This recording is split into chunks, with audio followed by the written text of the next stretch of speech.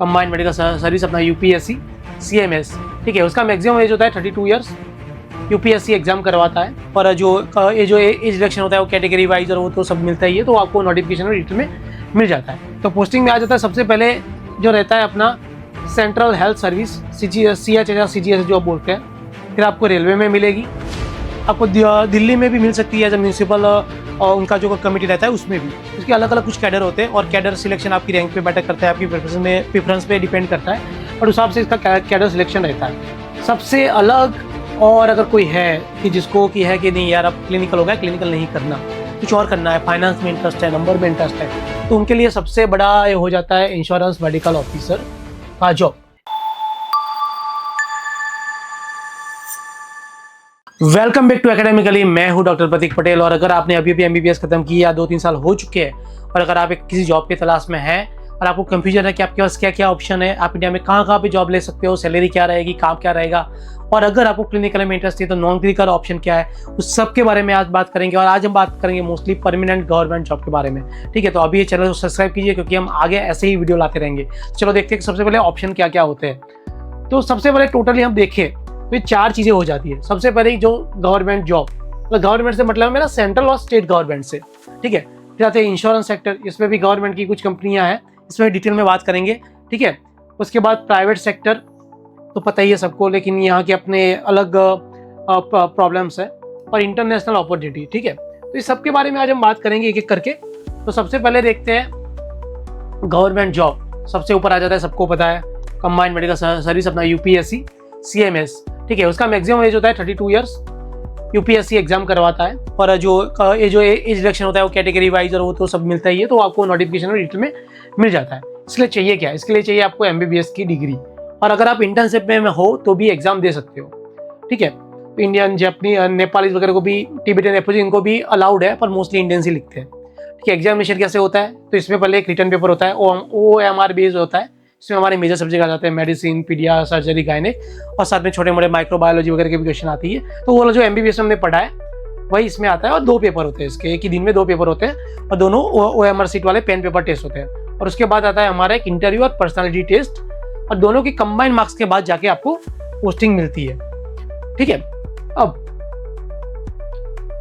तो उसके बाद आपको पोस्टिंग कहाँ मिलेगी, ठीक है। तो पोस्टिंग में आ जाता है सबसे पहले जो रहता है अपना सेंट्रल हेल्थ सर्विस CHS या CGS जो आप बोलते हैं। फिर आपको रेलवे में मिलेगी, आपको दिल्ली में भी मिल सकती है एज ए म्यूनसिपल, और उनका जो कमेटी रहता है उसमें भी। उसके अलग अलग कुछ कैडर होते हैं और कैडर सिलेक्शन आपकी रैंक पे मैटर करता है, आपकी प्रेफरेंस पे डिपेंड करता है और उस हिसाब से इसका कैडर सिलेक्शन रहता है।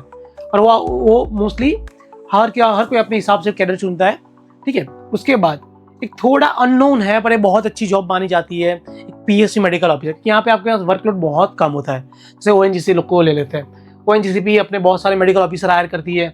गेल हो गया, इसरो भी, इसरो और DRDO में थोड़ी वैकेंसी कम रहती है कंपेरेटिवली, पर ONGC, गेल और जैसे हुडको वगैरह और बहुत सारे PSCs है जो मोस्टली ये फैक्ट्री में काम करते हैं, क्योंकि फैक्ट्री मेडिकल ऑफिसर हर जगह चाहिए होते हैं, क्योंकि वो गवर्नमेंट का रूल है कि आपको हर जगह हर फैक्ट्री पे एक मेडिकल ऑफिसर रखना पड़ेगा, उसके अलग अलग क्राइटेरिया है। तो ये लोग भी मेडिकल ऑफिसर हायर करते हैं, ठीक है। तो मोस्टली इनका पर सेम ही रहता है कि आपको एक CBT देना है और प्लस इंटरव्यू, और खूब बहुत रेयर केस में होता है कि सिर्फ इंटरव्यू हो, लेकिन अगर सिर्फ इंटरव्यू तो मोस्टली बहुत कम चांस रहता है कि आपको परमानेंट जॉब मिलेगी, वो मोस्टली कॉन्ट्रैक्चुअल होती है। लेकिन ये लोग पे बहुत अच्छा करते हैं क्योंकि मोस्टली इनके साइट्स होते हैं वो थोड़े रिमोट में होते हैं, तो आपको रिमोट में जाना पड़ सकता है, पर इनका पे बहुत अच्छा होता है।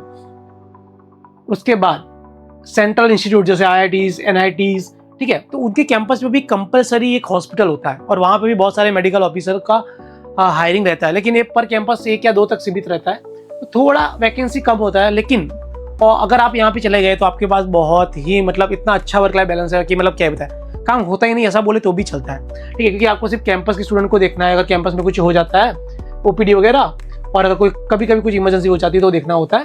बाकी हेल्थ एजुकेशन अवेयरनेस थोड़ा बहुत आप कर सकते हो, बट यहाँ पे मोस्टली मैंने देखा है कि जो लोग रिटायर्ड हो चुके हैं या फिर जिनकी एज ज़्यादा है वो लोग यहाँ पे ज़्यादा रहते हैं, यंग प्रोफेशनल कम जाते हैं, क्योंकि आपको पता है कि यहाँ पे आपकी इतनी प्रैक्टिस नहीं हो पाई, आप ज़्यादा सीखोगे भी नहीं, बट हाँ बहुत आराम वाली लाइफ हो जाती है। तो और हर IIT या NIT अपना जैसे नीड होती है वैसे वैसे नोटिफिकेशन निकालती है, तो आपको इनका वेबसाइट चेक करते रहना पड़ता है। फिर सबसे अलग और अगर कोई है कि जिसको कि है कि नहीं यार अब क्लिनिकल हो गया, क्लिनिकल नहीं करना, कुछ और करना है, फाइनेंस में इंटरेस्ट है, नंबर में इंटरेस्ट है, तो उनके लिए सबसे बड़ा ये हो जाता है इंश्योरेंस मेडिकल ऑफिसर का जॉब। एक्चुअली यहाँ पे जो आपको प्रोफाइल मिल जाती है वो मिलती है आपको एओ की, एडमिनिस्ट्रेटिव ऑफिसर। ठीक है, मैं इसमें थोड़ा डिटेल में जाना चाहूँगा। इसमें पहले तो आपका रोल क्या रहता है। इसमें रोल रहता है आपको क्लेम सेटलमेंट करना है, ठीक है। दूसरा उनका रिकॉर्ड वेरिफिकेशन रहता है, रेगुलरिटी कॉम्प्लायंस और हेल्थ केयर लाइसेंसिंग। और इसमें आप करते हो अंडर राइटिंग भी करते हो। आप देखते हो अगर कोई हेल्थ का कोई क्लेम है तो उसको कितना देना है, कितना जेन्युइन है, वो सब आप देखते हो। और अगर जैसे आप सीनियर होते जाते हो, जैसे आपका प्रमोशन होता है, तो आगे जाके आप पॉलिसी मेकिंग में भी जाते हो।